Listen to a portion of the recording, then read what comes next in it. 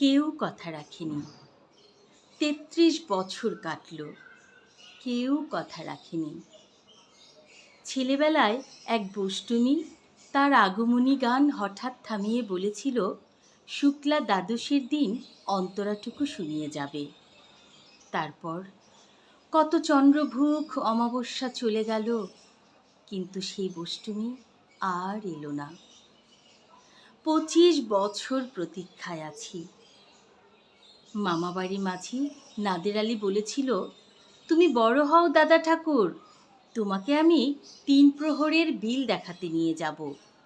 সেখানে পদ্ম ফুলের মাথায় সাপ ও ভ্রমর খেলা করে। নাদের আলী, আমি আর কত বড় হব? আমার মাথা এই ঘরের ছাদ ফুঁড়ে আকাশ স্পর্শ করলে তারপর তুমি আমায় ৩ প্রহরের বিল দেখাবে? একটাও রয়েল গুলি কিনতে পারিনি কখনো। লাঠি লজেন্স দেখিয়ে দেখিয়ে চুষেছে লস্কর বাড়ির ছেলেরা। ভিখিরির মতো চৌধুরীদের গেটে দাঁড়িয়ে দেখেছি ভেতরের রাস উৎসব।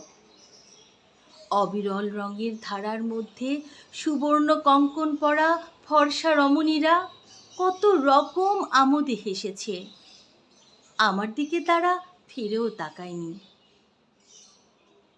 বাবা আমার কাঁধ ছুঁয়ে বলেছিলেন, দেখিস একদিন আমরাও।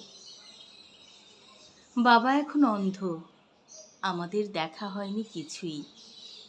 সেই লাঠি লজেন্স, সেই রয়েলগুলি, সেই রাস উৎসব আমায় কেউ ফিরিয়ে দেবে না।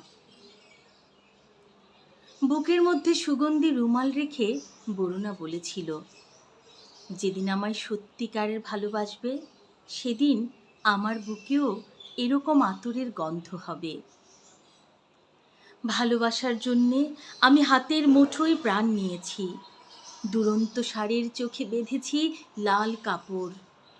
বিশ্ব সংসার তন্ন তন্ন করে খুঁজে এনেছি ১০৮টা নীল পদ্ম। তবুও কথা রাখিনি বরুণা। এখন তার বুকে শুধুই মাংসের গন্ধ। এখনো সে যে কোনো নারী। কেউ কথা রাখেনি। ৩৩ বছর কাটল, কেউ কথা রাখে না, কেউ কথা রাখে না।